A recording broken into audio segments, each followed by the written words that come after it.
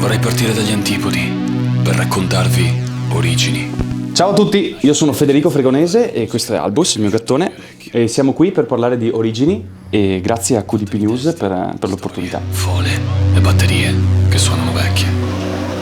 Più o meno 15 anni fa mio padre mi fece ascoltare per la prima volta la musica, e la sua musica, Gianni Morandi e Cocchi Renato, vi faccio capire, anche Lucio Battisti però, e da quello è partito un po' tutto il mio trip. Poi in radio ho ascoltato canzoni tipo di Eminem, 50 Cent, Turi, Cosa vuoi da me, un brano che mi ha svoltato completamente e mi ha fatto capire che quello che mi piaceva era la scrittura, quindi i testi, scrivere, buttare giù tutte le mie emozioni, molto distinto. Questo mi ha portato al rap, a conoscere la cultura che man mano ho fatto mia. Il rap tuttora, anche se sono cambiate un po' di cose nell'ambito musicale, tuttora fa parte di me, anche se ti dirò, mi dicono spesso che sono più legato al cantautorato italiano, forse proprio per le mie origini.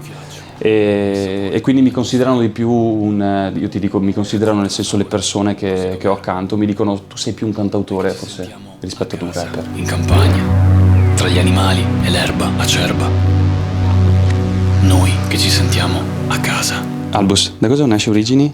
Allora, Origini nasce più o meno 2 anni fa e mi sono detto, Fede, tutta la tua infanzia l'hai dovuta alla tua famiglia, alle tue origini, ai tuoi nonni, alla tua vita campagnola, a come sei cresciuto, a tutto quello che hanno fatto per te. Dedichiamoci un album? Sì, proviamoci quantomeno. E così è nato questo progetto, che sono 15 brani che ho, grazie anche alla collaborazione e produzione di Campe, che mi ha aiutato nello sostenere i tappeti musicali, e parla proprio di questo, di come sono nato, di come sono cresciuto e di quello che mi ha formato, di quello che mi ha fatto diventare anche quello che sono oggi. Origini è stato studiato nel dettaglio, nelle basi, la scelta delle basi, quindi questi bassi distorti che si contrappongono anche un po' alla vita campagnola, questi bonghi, queste percussioni che mi hanno fin da piccolo intrippato, diciamo così. Essere bravo in qualcosa che non mi piace fare. Non vi è mai capitato di primeggiare in una cosa che non considerate? I prossimi progetti sono delle cose molto, molto strane.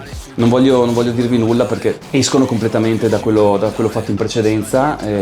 Diciamo che sono legate ad altre sonorità, sempre sintetizzatori, mi piace molto. Vi dico solo una parola, oggi si usa sempre l'autotune.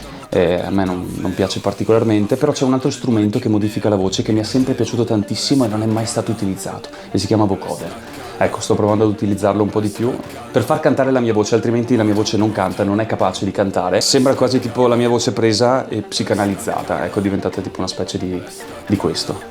Quindi, non so, magari fra qualche mesetto, un anno, forse sentiremo qualcosa. Voglio uscire, voglio uscire, voglio uscire, voglio uscire. Beh, direi che abbiamo detto tutto. Albus, vuoi aggiungere qualcosa? No, non mi pare. Quindi vi saluto QDP News, è stato veramente un piacere. Ciao. Vinci, prendi la medaglia più bella.